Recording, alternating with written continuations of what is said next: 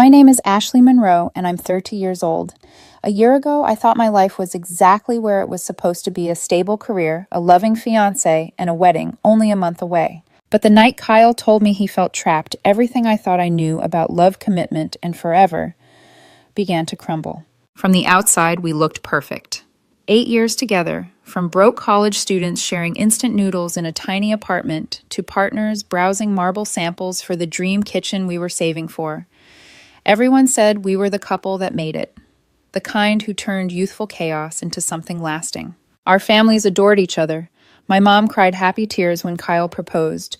His mother called me the daughter she never had. The venue was booked, the catering paid, the honeymoon planned. It was supposed to be the happiest chapter of our lives. But if you looked closely and I didn't knock soon enough, there were cracks. Little things that didn't make sense. Kyle started working late more often, claiming urgent deadlines. Texts that used to be filled with affection turned into short, polite responses. And when I'd talk about wedding details, his smile seemed more like tolerance than excitement. At first, I blamed stress. Weddings make people tense, right?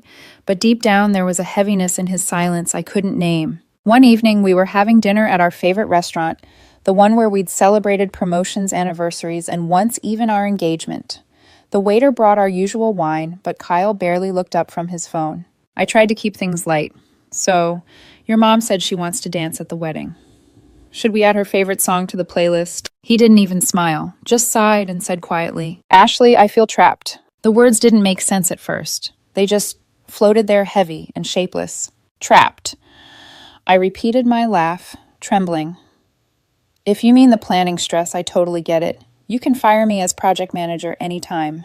He didn't laugh. His eyes stayed distant. It's not about the wedding. It's about us. Something inside me went still. He took a slow breath, staring at the table. You're amazing. You've always been amazing.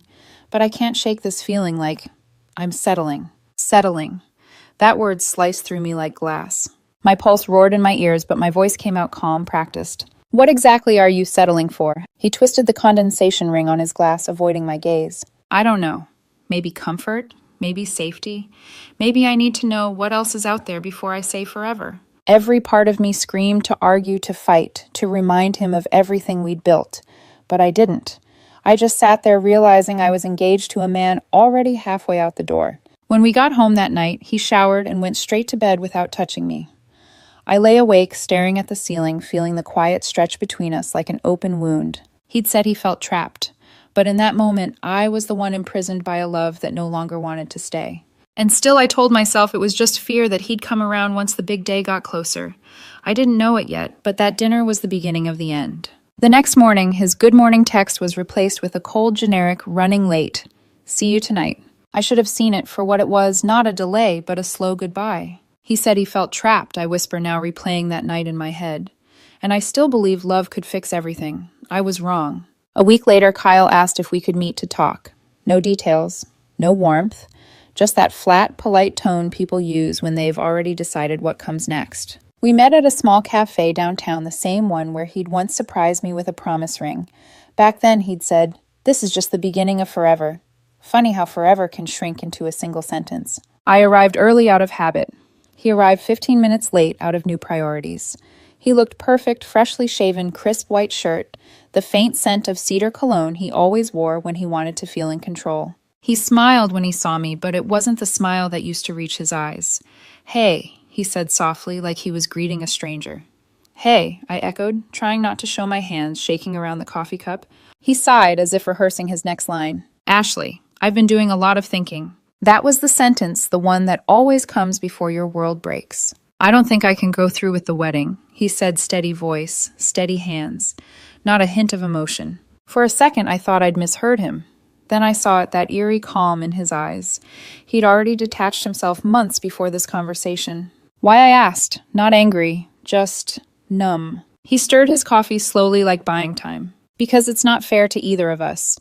I need to figure out who I am before I make promises I might regret later. I swallowed hard. "So you're calling it off?" He nodded. "I am. I still love you, Ashley. But love isn't everything."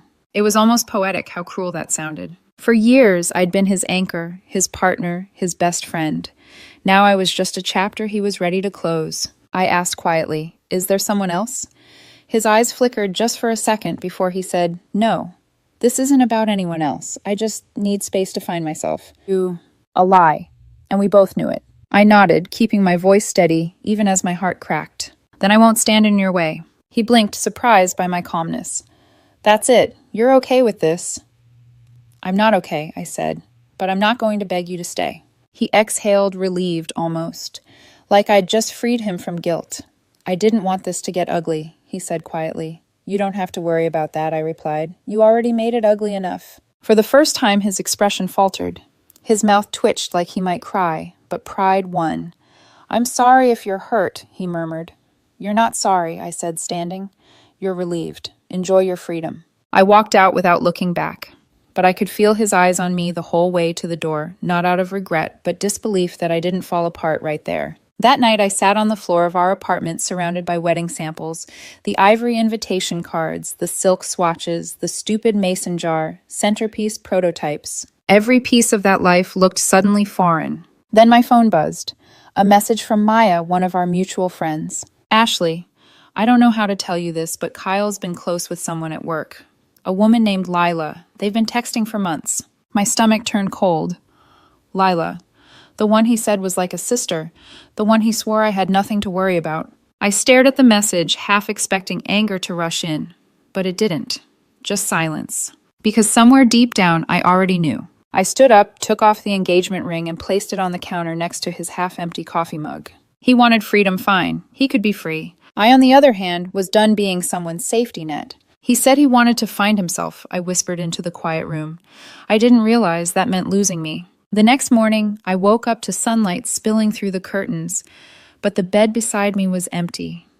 Kyle had already packed his things. No note, no goodbye, just silence and the faint scent of his cologne fading into the air.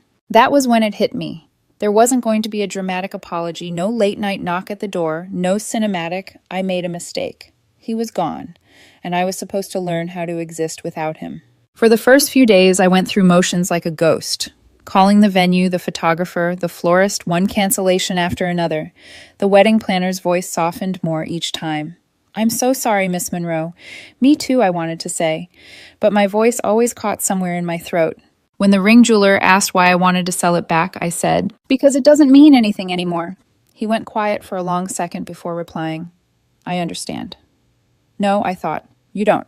That night, I stared at the honeymoon confirmation email in my inbox, the one for Thailand. 2 tickets, non-refundable. The thought of wasting them felt heavier than the heartbreak itself. So I did something even I didn't expect. I packed one suitcase, changed the booking to a single traveler, and boarded that flight alone. The plane ride was quiet, the kind that makes you hear your own thoughts too clearly. Every couple around me was laughing, taking photos, clinking champagne glasses.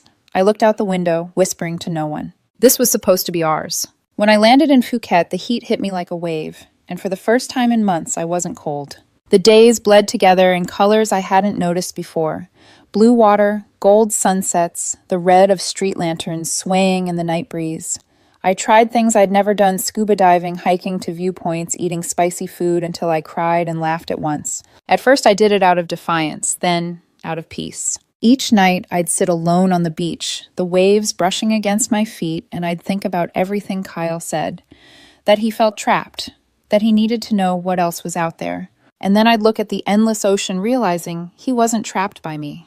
He was trapped by his own restlessness, the kind that no amount of freedom could ever fix. One evening, an older woman sat beside me. She was a widow, traveling alone, sketching the sunset. "You're by yourself?" she asked gently. "Yes," I said. "My fiancé left me." She smiled faintly. "Then you're exactly where you need to be." I didn't understand what she meant until later that night when I fell asleep without crying. By the end of the trip, I wasn't healing. That word felt too performative. I was just existing again, without needing to be someone's reason, someone's home, someone's second choice. The day I flew back, I looked out the airplane window and whispered, "You said I'd never survive without you. But look, I'm breathing just fine." When the wheels touched the ground, I didn't expect anything waiting for me. But I had no idea peace wasn't what was waiting. It was chaos. And this time it wouldn't be mine. The first thing I did after unpacking was turn my phone back on. I wasn't prepared for what I saw: dozens of unread messages flooding my screen. Not from Kyle, from everyone around him. At first, it was polite curiosity. Hey, Ashley, how are you holding up? Then the tone shifted. He's been asking about you. He's not doing great. You probably don't care, but he's different. Different. That word made me laugh out loud. When he left, he said he needed to find himself. Now that he had, apparently, he didn't like what he found. I ignored the messages and tried to focus on work. But a few nights later, one text caught my eye. It was from Maya, the same friend who had told me about Lila. You probably don't care, but Kyle's been calling your mom. Says he's sorry, that he's been having panic attacks. Lila dumped him. He's not handling it well. My fingers hovered over the screen, not to reply, just to breathe.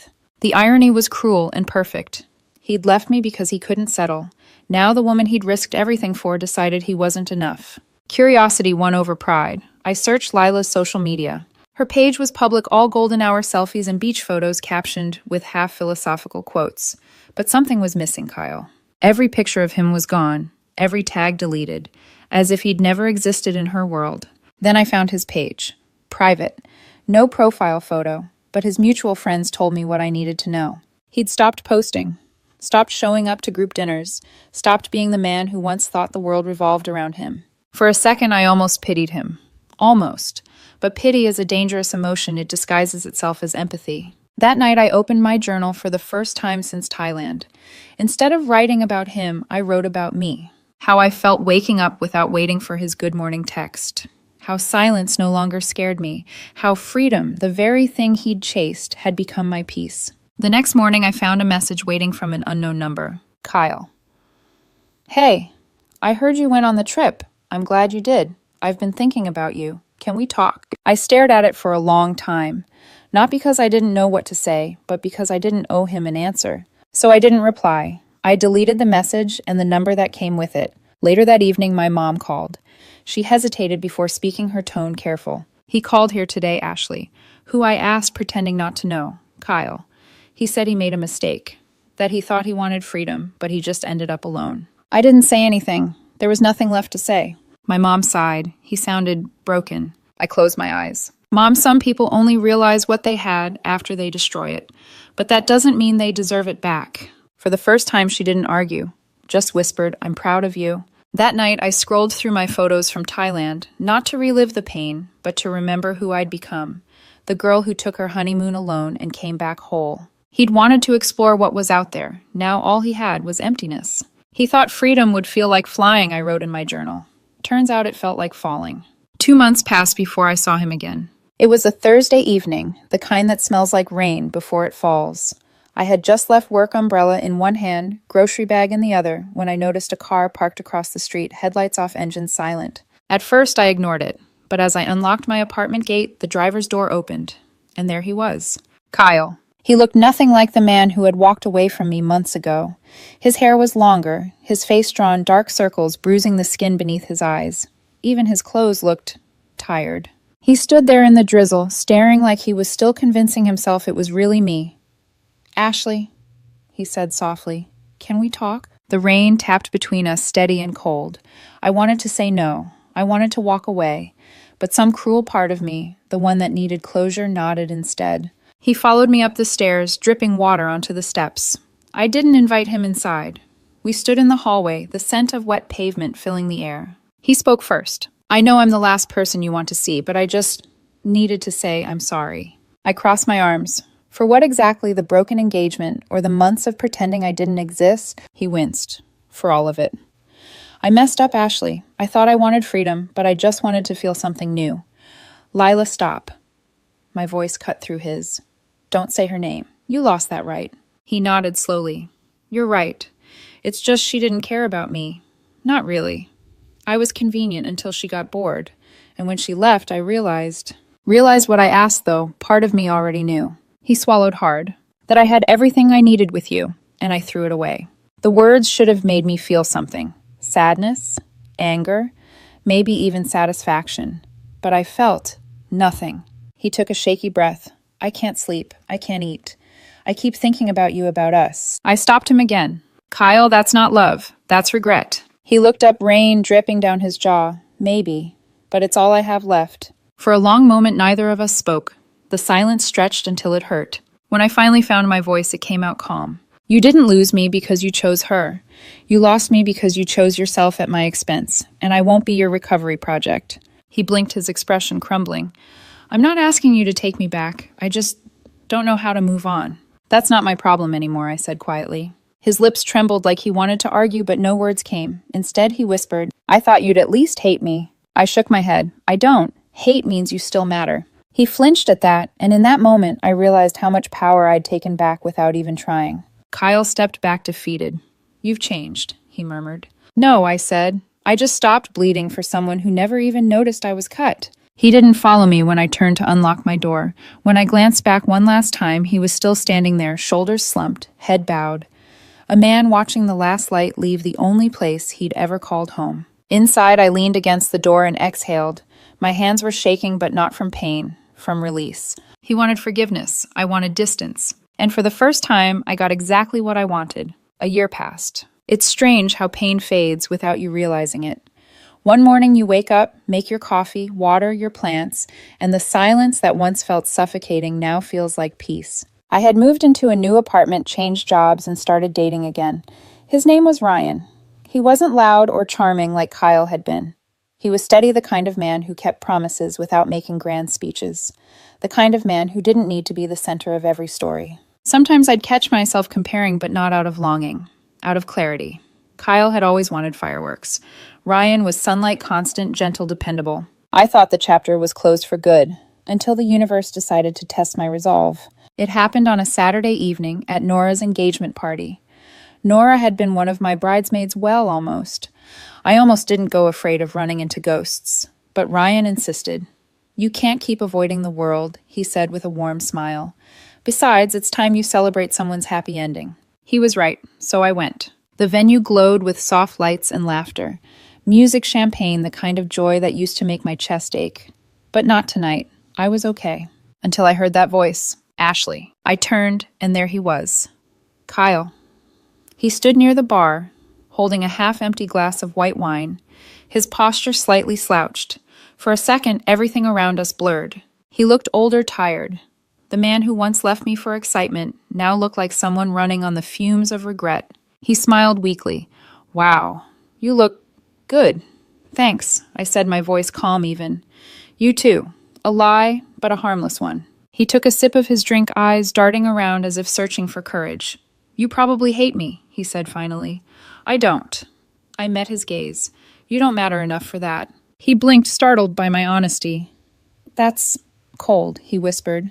"No," I said softly. "It's just done." Silence stretched between us, heavy but clean, the kind that comes after a storm. Then right on cue, he said the words I knew were coming. I was stupid. I thought I was making the right choice. I thought I'd find something more exciting. But it was all fake. She just wanted attention. She didn't care. Nobody has since. He laughed bitterly, the sound hollow. I lost everything trying to find something that never existed. I nodded slowly, letting him talk, letting him bleed words into the air. He wanted me to patch his wounds to soften the truth. But I wasn't his healer anymore. He hesitated, then asked, "Are you seeing someone?" "Yes," I said simply. "He's amazing." For the first time, his composure broke. His jaw tightened, his eyes glassed over. "I'm happy for you," he said, though the crack in his voice betrayed the lie. "I believe you," I said quietly, setting my drink down. I started to walk away, but he called after me. "Wait, do you ever think about us?" I paused. For a moment, I remembered everything, the laughter, the plans, the heartbreak. But nostalgia isn't love. It's memory pretending to be it. So I turned slightly, meeting his eyes one last time. "No," I said softly, "not anymore." Then I walked away. Ryan was across the room talking to one of our friends. When he saw me, he smiled, that easy, genuine smile that never made me second-guess my worth. He handed me a drink. "You okay?" "Yeah," I said. "Perfectly okay." He didn't ask who that man was. He didn't need to. The difference between them was written in the way I stood calm, grounded, free. Out of the corner of my eye, I saw Kyle watching us, not angrily, not even sadly, just realizing that the woman he'd once left for something better had become someone he could never deserve again. And for once, I didn't need revenge or closure or apologies. His regret was enough. That night after the party, Ryan and I walked home hand in hand. The city was quiet, the kind of stillness that feels earned. Our footsteps echoed softly against the pavement, and for once, I wasn't thinking about what came next. Just the rhythm of now. Ryan squeezed my hand. You sure you're okay? He asked, glancing at me with that gentle concern I'd grown to love. I smiled. I'm not just okay, I'm free. He didn't press for details. He didn't need to. Some people don't heal you by fixing the past. They do it by giving you a safe present. As we crossed the street, a light drizzle began to fall. Ryan took off his jacket and placed it around my shoulders. A small instinctive gesture one Kyle had never done once in 8 years. It's strange how the smallest things can rewrite the story of love. That night after Ryan fell asleep, I sat by the window and watched the rain blur the city lights. My reflection looked different, softer, stronger. The kind of woman who didn't wait to be chosen, she chose herself. I thought about how love had changed shape for me. Once it was desperation, begging to be understood. Now it was peace, knowing I didn't need permission to move on. I picked up my journal, the same one I'd brought to Thailand, and flipped to the first page. The ink from my earlier words had faded slightly. He said I'd never survive without him, but I'm breathing just fine. Underneath, I added one final line. And now I'm not just breathing, I'm living. Weeks passed after that night. Life slipped back into rhythm. Work, friends, Sunday mornings with coffee and quiet. Then one afternoon, I got a message request from an old mutual friend. It was a photo from the same engagement party. In the background, blurry but unmistakable, Kyle was watching me and Ryan from a distance. The caption read, "He looked lost." For a moment, I felt a twinge of something, not pity, not satisfaction, just closure. Because once upon a time, that was me, staring at a life that no longer belonged to me. And now he was the one left outside the glass watching me live the peace he once broke. I closed my phone and went to the balcony.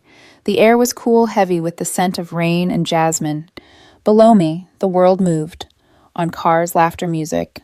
And so had I. He'd broken the wedding, but I had built a life. And that's the real ending, not the heartbreak, not the regret, but the peace that follows when you finally stop rewriting a story that was never meant to last. Some people leave to find themselves, I whispered to the night. Others find themselves by finally letting go. I smiled, closed my eyes, and let the quiet